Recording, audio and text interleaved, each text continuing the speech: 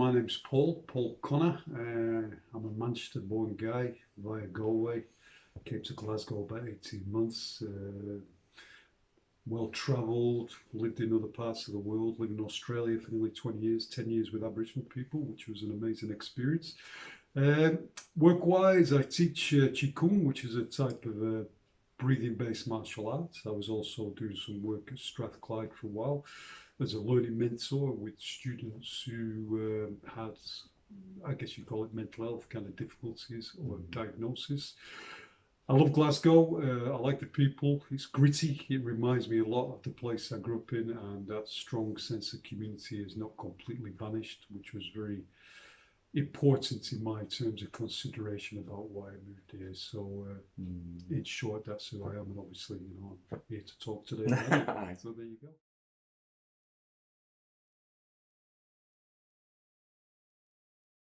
Yeah, I started practicing now about 20 years ago. It started in China maybe 4,000 or 5,000 years ago. So obviously it's a long-standing ancient discipline, well established. It's all based on breath and meridians. If people know anything about traditional Chinese medicine, it is a martial art. I teach it for health and fitness, but it's also got a very, very strong meditative quality as well. It can be modified for self-defense if you want to use it that way.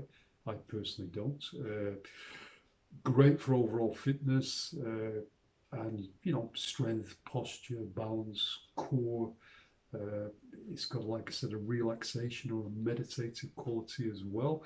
And I use it as a tool really to kind of manage life. I love the teaching aspect. I think my kind of working ethos is what I strive to do is help people to help themselves. And it is a discipline. It's not a quick fix.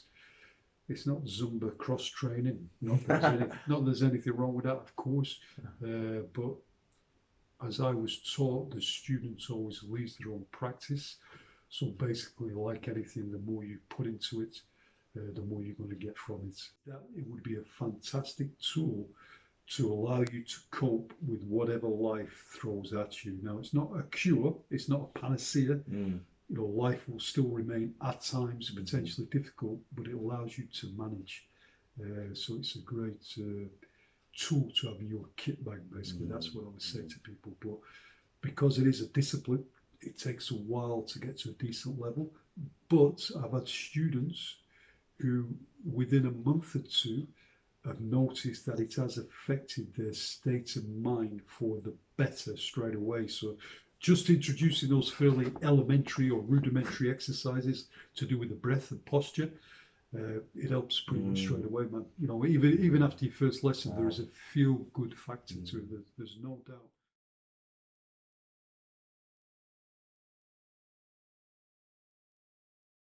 I think in February, March, I've always been kind of politically aware, I guess, geopolitically aware, interested in those kind of things.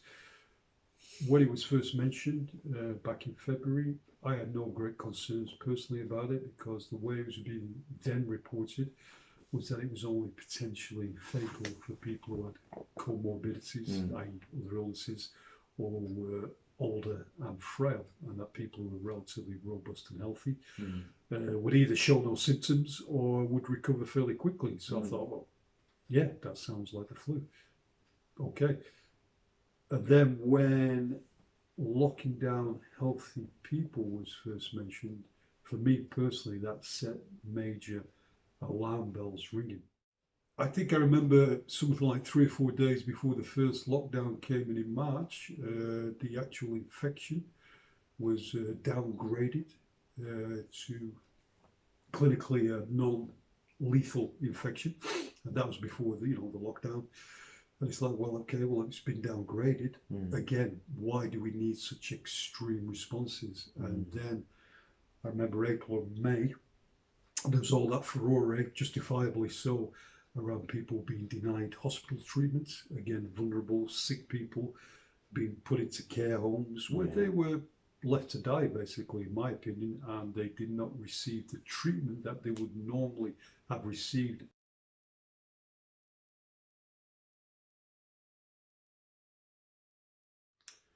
Well, I mean, I can't speak wholly to other people's mindsets. I Mm. think some of us have a predilection towards conformity more than others do.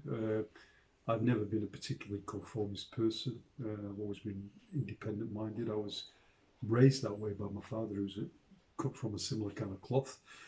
I think as well, we cannot underestimate the power of media, mainstream media, and propaganda, and say the influence and power of TV, which has actually been completely relentless in terms of selling a fear-based narrative. So I think people who have been conformist in their responses have been generally, and this is a generalization, speaking with or from a position of fear, that they are terrified of the notion of getting sick, dying, making a contribution somehow to that process by infecting other people. You know, there's all that stuff about the masks, about I'm wearing a mask because I'm protecting others. Well, what evidence is there exactly to say that? There is no evidence as far as I know at all.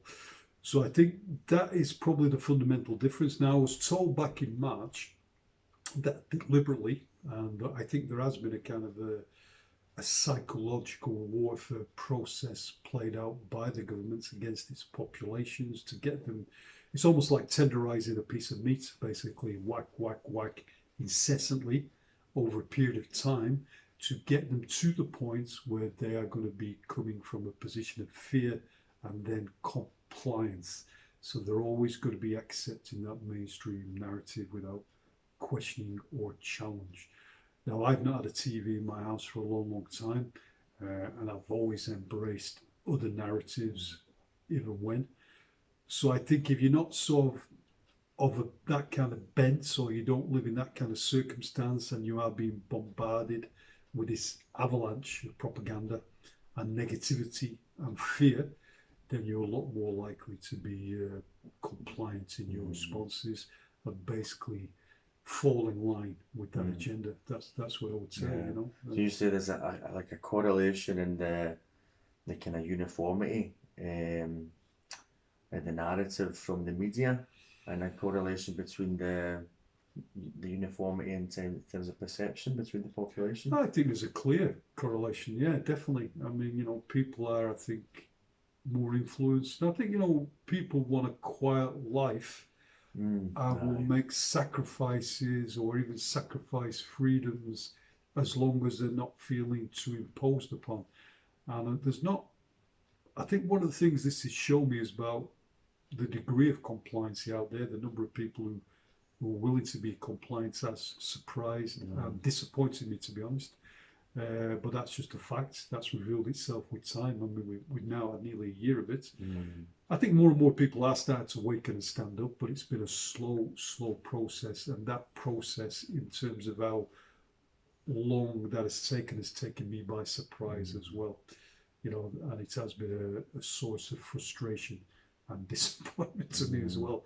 So, you know, I've not always thought too graciously or kindly towards some of those people and some of their responses Mm. and their willingness to sort of parrot or conform to that kind of mainstream narrative. Mm. But I think there is definitely a clear correlation between the media, which I think is massively influential and powerful Mm. in people's lives these days, and those kind of Mm. fear based responses.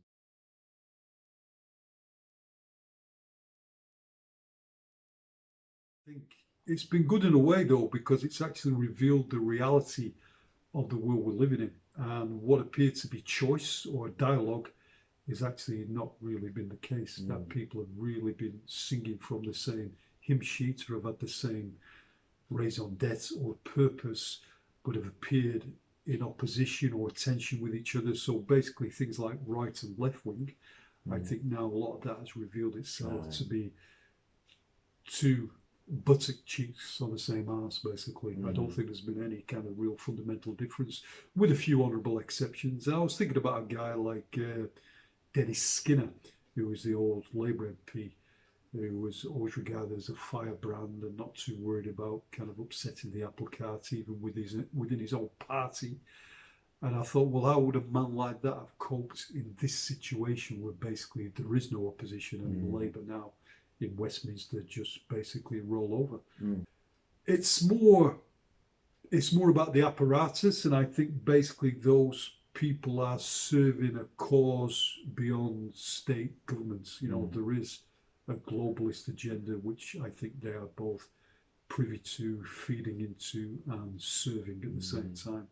But I think now the good thing about all this is that it's actually, they've been dragged into the light. The reality has been dragged into the light, and the reality of a lot of the uglier aspects of the world that we live in are now being talked about a lot more, being discussed and being known. I mean, things like, say, human trafficking, etc., how massive that is. You know, that blew me away when I found out about the scale of it. You know, I knew it was there, I knew it existed, but it is almost like it's become like a global industry. And apparently, I read in terms of its finance, it generates more revenue now than the oil industry, and it is the primary industry, and that's, you know, kind of an odious term to use for those activities, than the oil. You know, so people have a massive vested interest in keeping that going, and if that's fueled by a kind of a moral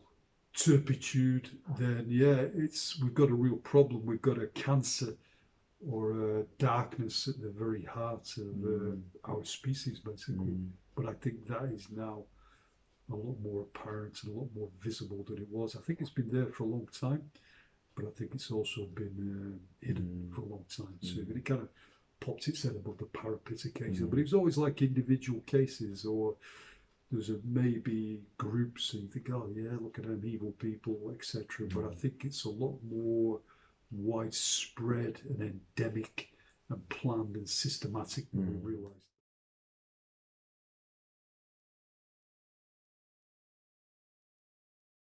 Well, I can't, you know, I mean, it's obviously, this is our agenda, this is our manifesto. And I think the thing that galls me particularly is these people seem to think they have a right to present that as a fait accompli for the whole of humanity. So there's been no discussion, debate. Is this a good thing? Is this a bad thing? And what are your motivations for doing this exactly? So I think a lot of it, in terms of the reason why, is still hidden, and it's presented in a positive way, supposedly, for the benefit of the planet and the species. But a lot of that is crap, basically. But they can sell it and package it in that kind of way. And they use certain vehicles. Now it's a health scare. Things about, you know, the climate crisis, supposedly. So in a way that it is good for all of us, that it's for the benefit of all of us. But actually it's for the benefit of a tiny minority of the population. And it is about control, power, maybe some of these more odious activities at the same time. But you know, they've been saying these things for a long, long time. It's just that now it's a lot more recurrent than it used to be. You know? I felt that when I saw the World Economic Forum's Great Reset.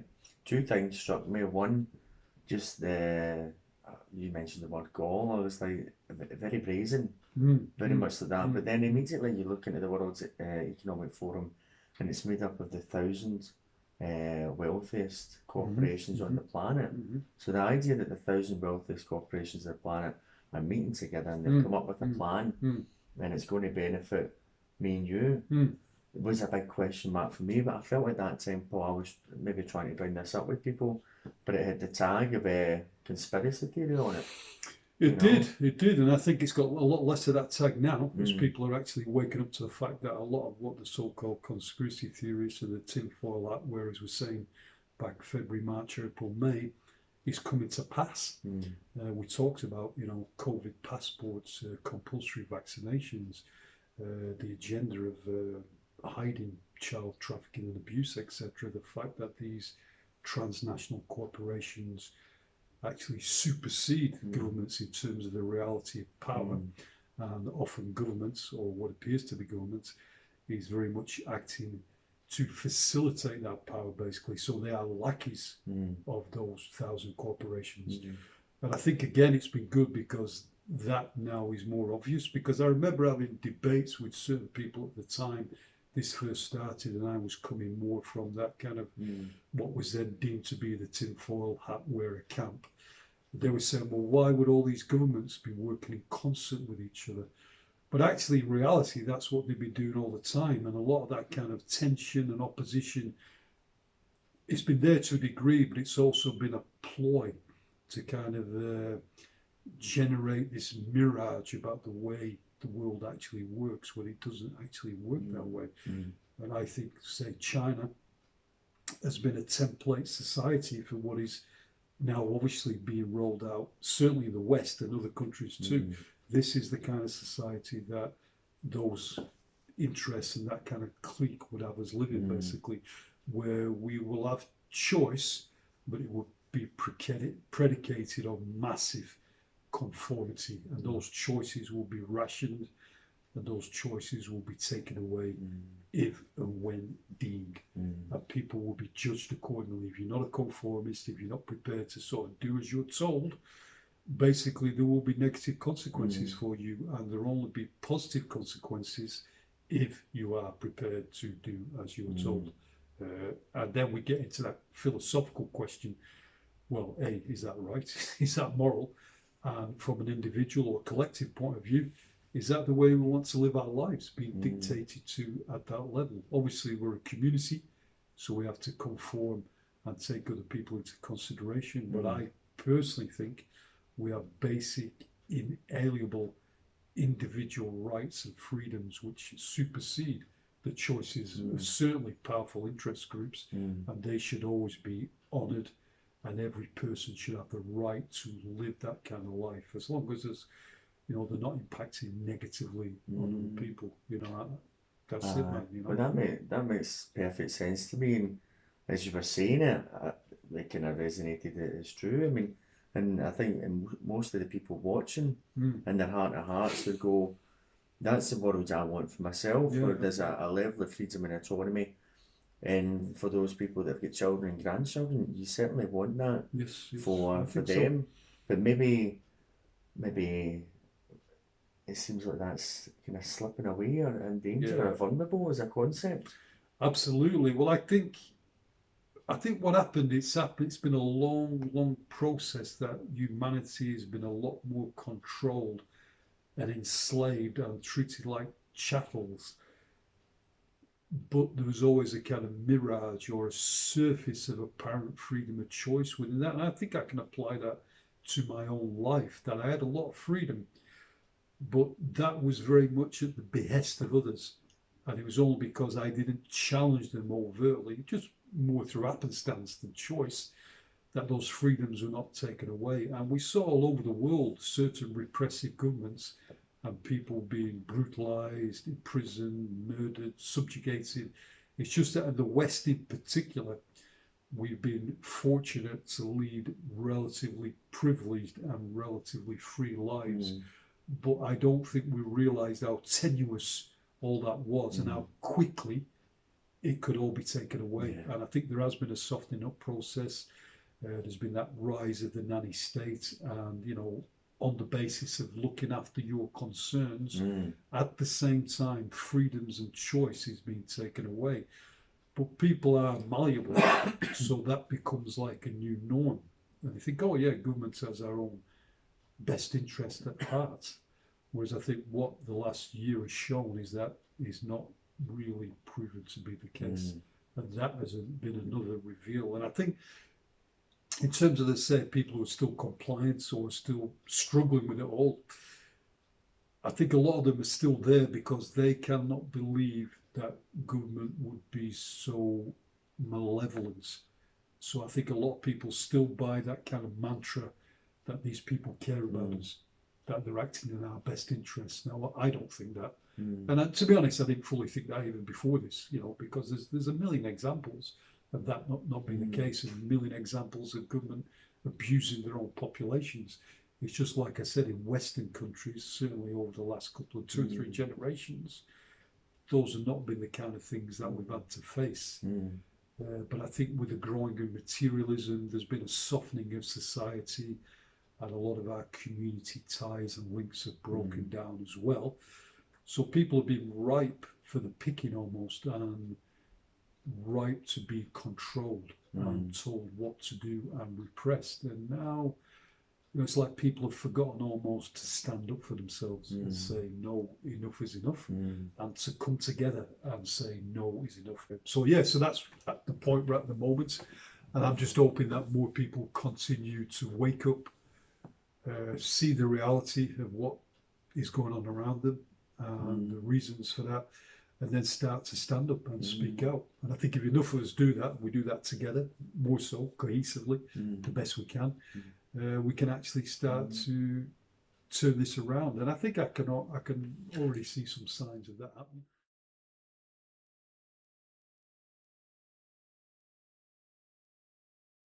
We do need a restart, but we don't need a world economic restart. But we need a restart in how we live our lives, in how we tap back into what we essentially are as beings, basically. I know that sounds a bit esoteric and a bit philosophical, but it's like we have deviated off the path too far, which has allowed us to be vulnerable and controllable. Basically, I think what we need to do is get back on the path and get back into our own power, if you like, as beings, both individually and collectively. And when we get back into that power, there ain't going to be no government that will be dictating how we lead our lives. Basically, we will do that, and we'll do it in a positive kind of way at the same time.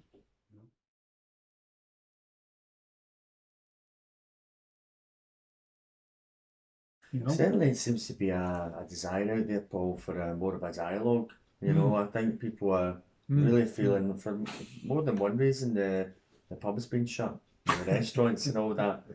I think there's that kind of, the way I feel it is that kind of hunger for dialogue and communication and connectedness is there. So, and it is bubbling up. But with regards, you're laying out a different perspective, and people will be listening to this and they'll have the mindset, perhaps people out there have the mindset that this is all temporary. This is just, Paul, you're wrong. This is for a wee bit of time, and if I do these measures and if we all do it together, then things will go back to normal, and the world for our children and grandchildren will be the way that we would like it to be. What would you say to that perspective? Well, I think it's rubbish, personally, because you've got to look at the kind of facts vis-a-vis the way they presented things in terms of what they have used to rationalise those measures. Can easily be dissected to be seen to be a falsehood. Now, if something's shown to be a falsehood and somebody is still saying, somebody with power and authority is still saying, well, that is true, then you've got to start asking the reasons why. Now, there's lots and lots of data to show that basically what is meant to be a new infection is not a new infection, it's a rebranded flu. A new virus has never been isolated. We've got that in writing from the government because some of the groups I'm involved with, and certainly down in England and over in Ireland, have sent off freedom of information requests asking for scientific evidence to show that a new virus was isolated, that a new disease was shown to exist using what they call Koch's postulates, which is how they ascertain the existence of a new disease or infection. And also the PCR test, which is driving a lot of these kind of lockdown policies, basically. Now, the guy who invented that test, Karen Mullis, the scientist, for which he won the Nobel Prize for that particular piece of work, said explicitly on a number of occasions that test is not for the purpose of diagnosing infection. So you've got to ask, if he's saying that, and he's the man who devised the test, then why are governments doing exactly that to drive what could be deemed to be a case-demic, and then that is used as a rationalisation for what, for me and certainly other people I know, would be socially repressive measures, of which there are many at the moment. We've even seen now about people not being able to leave the island of Great Britain or the United Kingdom without paying for the privilege of then staying for 10 days in a quarantine hotel, whether they come back with no symptoms at all. Now, to me, that should set obvious alarm bells ringing. And then I think what it is, I mean, there is a psychological war to prepare people to accept the minimum of freedoms and then be grateful for that, basically. So I think what they're doing is taking things away, then they'll give you a little bit back, but it'll never go back to what you thought you had before, but you'll have to adjust to that. And it's just whether people are prepared to accept that, tolerate it, or do something about it, basically. I'm going to do something about it. I'm going to keep challenging it. I'm going to keep speaking up, and I'm going to keep liaising with people who are prepared to do the same. It's as simple as that, really, because I don't want to live in a world where states and governments are determining the minutiae of how I'm living my life. Because if I'm living my life in a decent, relatively moral kind of way, that's all I would need to do as a free man or as a free woman. It's as simple as that, mate. So it is that thing about, for me, challenging what is bogus authority. And I would say to those people, compliance is the path, not to freedom, but to enslavement. And I think that's what will be coming down the track if you continue to allow these people to dictate the way that you are leading your life. That's what I would say.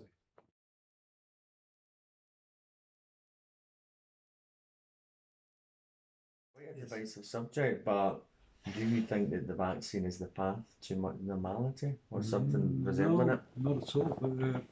I think the vaccine was always a huge part of the kind of the vehicle for this global agenda, basically. I think what you see now, death rates are going up in care homes in particular as a result of people taking vaccination. There's a lot of evidence now coming in from all over the world that that is the case. People who have managed to survive 9-10 months in the middle of a supposed pandemic, who are older people in particular, because I think it's mostly the over 80s who've been vaccinated thus far, are now dying within a week or 2 weeks of receiving a vaccination.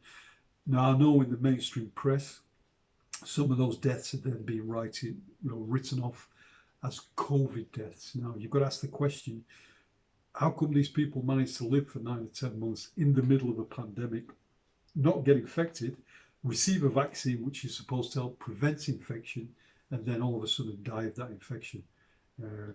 Something doesn't make a lot of sense there. Then if you have a look at the actual vaccines themselves and the process that led to these vaccines being available, normal process has not been followed. Most vaccines take 5 to 10, even longer number of years to produce and to be then deemed safe.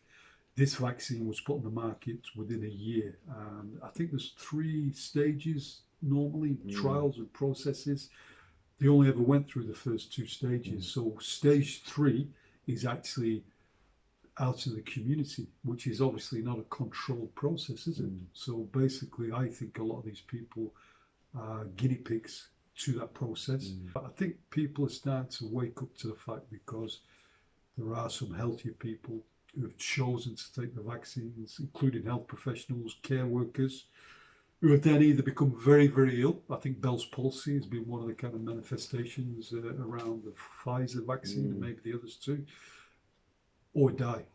Now, if an healthy 50-year-old who's never had any great kind of physical problems with their health in the past had taken a vaccine on the basis of then enabling them to combat potential infection in the future, and they then died within 2 weeks of taking that vaccine, you've got to solve that's got to raise huge questions and alarm bells.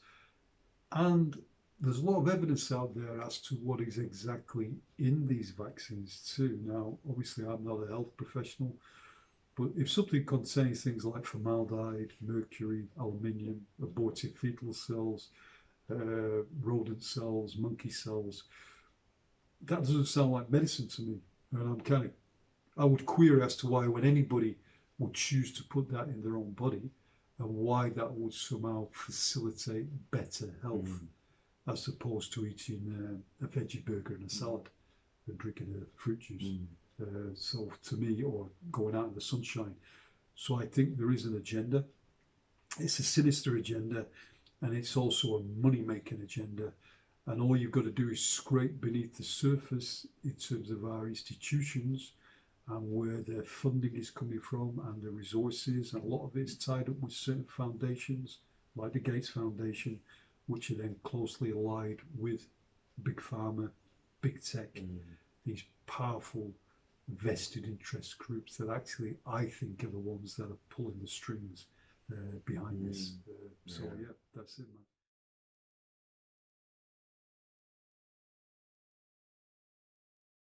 I think ignorance is bliss to a degree. Well, for a while.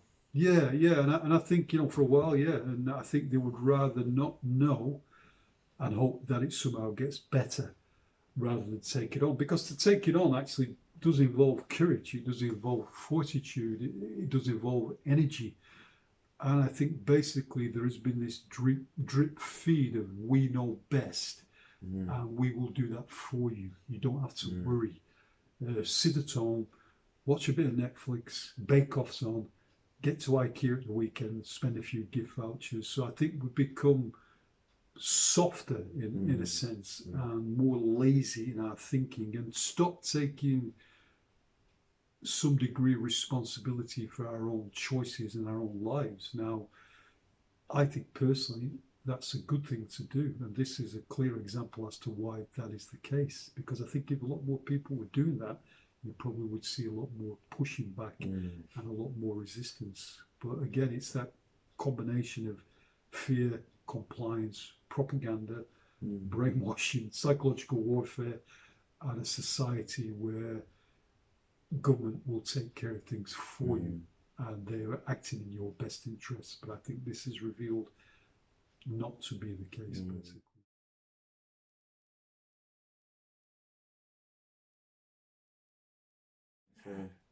We touched before, Paul, regarding kind of communication and maybe talk about maybe the channel itself and any communication you've had, maybe the kind of local MP or communication you've had with other people, conversations. But I think a kind of positive note regarding the kind of power of the human voice and communicating. You want to talk to that?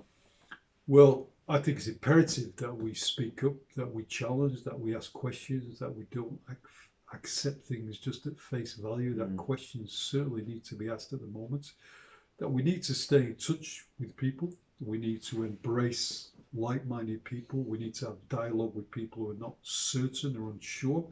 I think we need to join and communicate with groups who are sort of going in a similar direction and maybe want to try and restructure society, like say common law groups who are active, and look at how we're going to take that forward for everybody's benefit. So there's a lot of work to be done, basically, and I think that's why I would say that this, although it might be frightening times for a lot of people or challenging times, it's also an opportunity to look to a way or devising a way of making things better for all of us in the future in terms of how we live our lives, in terms of what's important and maybe what's less important. And I would like to sort of think that, mankind is at a crossroads point now. And it may well be that we are on the threshold once we've been through this, what I would deem to be a dark period or a period of uncertainty, to make things better, that we can start to move towards the light, so to speak, as a metaphor for a better way of life for us in the future. So that's what I would want. I mean, it's great you've got the channel. I think it needs to be out there. I mean, I've been in communication with local MPs, I've written emails, etc. And I've had very scant responses, not been particularly impressed with some of the responses. But, I think it's incumbent upon me to challenge in a kind of rational, courteous way and get them to justify their decisions. Why are you doing this? On what basis are you doing this? Where's the evidence? You've got to remember they are representatives, they are public servants. Their authority is bestowed upon them. It is not an innate authority and can easily be taken away from them at the same time. So you do not have to subjugate yourself to people who are public servants, whether that be politicians, the police, the judicial system, local authorities, social services, it doesn't matter. And I think, again, we've got out the habit of maybe positively challenging those notions at times, unless it's affected us very, very directly.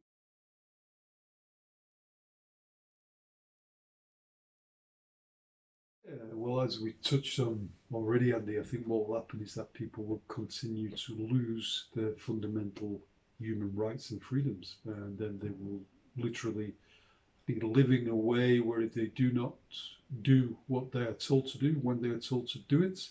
Those freedoms will be taken away, and there may even be more dire consequences. They've talked about FEMA camps, quarantine camps for people who would not take vaccinations or may not comply with other aspects of this kind of COVID-related legislation and regulation, etc. So I think, well, we're just going to, and surveillance of people, potential microchipping of people. I know it all sounds futuristic and fantastic, but actually that reality is already amongst us. We've also got the spectre of 5G. I know all these things again, and going back to the kind of what was deemed to be conspiracy theory, but that's reality basically. That what we will live in is a highly controlled, highly surveilled society, community. People will probably be living in cities, small dwellings. Most things will be done online, so you'll have minimal human interaction. I think one of the things that's happened in the last year has been very, very noticeable to me and to others that I've talked about it. Is one of the things that's happened is that the joy of living has been taken away. So we've got less live music, less dancing, less opportunity for people to have social gatherings. Like I said, meet on the beach, make a fire, gather together, play and listen to music. All the things that brought us pleasure, enjoyment, made us feel free and exultant and happy, just that simple word, happy, is being taken away. And we're just being rationed certain things like a drip feed. Oh, that's okay. You can have your Zoom class. You can do this. You can maybe meet up with one friend here or one friend there, as long as you do that. So it's all about control, basically. And it's like, well, really, as free people who are born free, every man and woman is born free. We should not be dictated to about those kind of things to that degree. As long as we are living decent lives and not harming other people, then that should be all that matters. To me, that is my opinion. People are free to agree or disagree, obviously, but it's as simple as that, really. Yeah, it is a very simple way of looking at it, and I think, as I said before earlier in the interview, I think a lot of people resonate with that. But I think maybe a reply would be, well, we agree with you, and we also think that for ourselves, our children, our grandchildren, but this is just temporary. And if we do what we're asked to do, then the temporary thing will end, and what you're saying will come back. Yeah, well, it's not going to end, is it? Because already they're talking about, variants and more vaccines for variants, and they don't know, how many variants they're going to be. And what they keep doing is just changing the goalposts. So it's like leading a mule with a carrot, but they never get there. They never get to the carrot. So there's always that kind of shimmering vision of freedom somewhere down the track. If you do this, you will get that. If you do this, you will get that. Then it changes. And then that's taken away. A year ago, it was 2 weeks to flatten the curve. Then if you wear a mask, this will happen.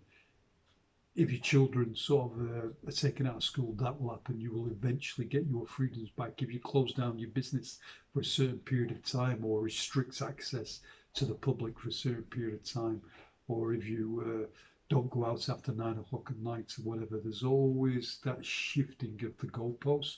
And I think people have got to wake up to that reality. There is no obvious sign of a return to what people would have thought were their basic freedoms before February 2020. It's just not happening, basically. And I personally cannot see, if you look at the official narrative, mainstream narrative, a pathway out of that, basically, because I think that's not what they want. So they're not working to that narrative. And I think people have to wise up. It's all about restricting your freedoms and taking them away because they want to control society that they can then dominate for whatever their agenda is. rather than allowing you to go back to what was before. Now that normal, if you want to call it normal, has gone. The old normal has gone. I don't think we're going to get back to an old normal.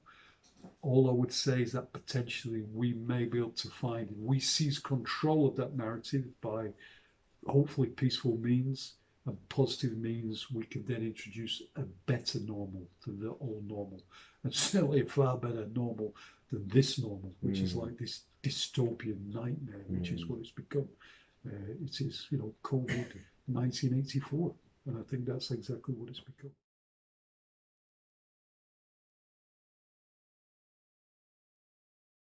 Well, basically, I see and more people awakening to the reality of what's going on in the world around us, that there is something basically amiss and negative and sinister, which I think is the truth. And people are looking for some guidance and direction. Now, what I would say to those people, what you need to do is start to take charge of your own lives more and start to think for yourselves more. Then start to be open to communication, look for alternative sources of information, look to educate yourself. Lazy-minded people, much easier to control. Now, everybody has a choice. We all have an opportunity, every day of our lives, to take control of our own lives as fully as possible. And I would say to everybody, you, if you're an adult, man or woman, have an opportunity to do exactly that. So take that opportunity. In terms of the way we need to live, I would say we don't want to go back to the old normal, because the old normal was based on, for me, too much materialism, too much consumerism, too much emphasis on what I want and what is good for me, rather than looking at the bigger picture and looking upon how your behavior impacts on a wider basis. So what kind of life do I want to lead to try and be of benefits not only to myself but potentially to other people? Now, I think there needs to be a more spiritual component in life. I'm not a religious person. I was raised in a Catholic family. My family's from Galway originally. I pushed that away for a long time, went back to that a little bit in my mid-30s. Now I've come to accept that the essence of who we are is spiritual, and that we need to start to give energy to that side of our lives, whether that be through any kind of process, whether it just be through certain behavior, through kindness, through compassion, through empathy, through all those things that we regard as the better part of being a human being. And you see that all the time. You can see those little acts of kindness, they're everywhere. And we've done it to ourselves and felt the positivity and the reward of behaving in that kind of manner. So I would encourage people to think more in those kind of terms. It's not easy. It takes effort, it takes discipline. I mean, I'm fortunate that I've got a couple of tools, as mentioned at the start of the interview, that allow me to get to that point. It doesn't mean I'm not subject to negativity, because I am. Seven deadly sins. I've always been a sucker for a bit of anger and lust. You know what I mean? That's exactly, and that's still there within me. But I have the wherewithal to actually operate on a higher level. We are children of the earth.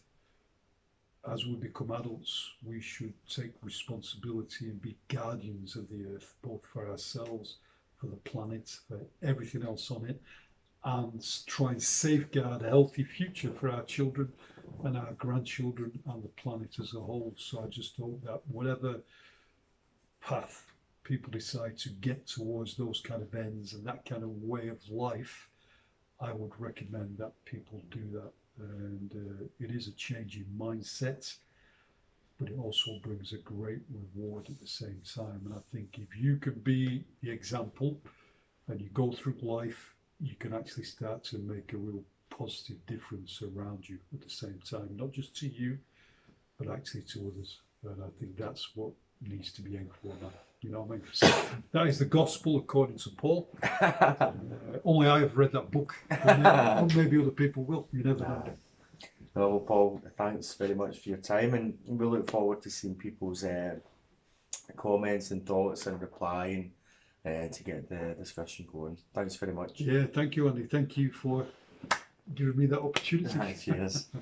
I'll edit that so it looks like an elbow, don't worry. Oh, yeah.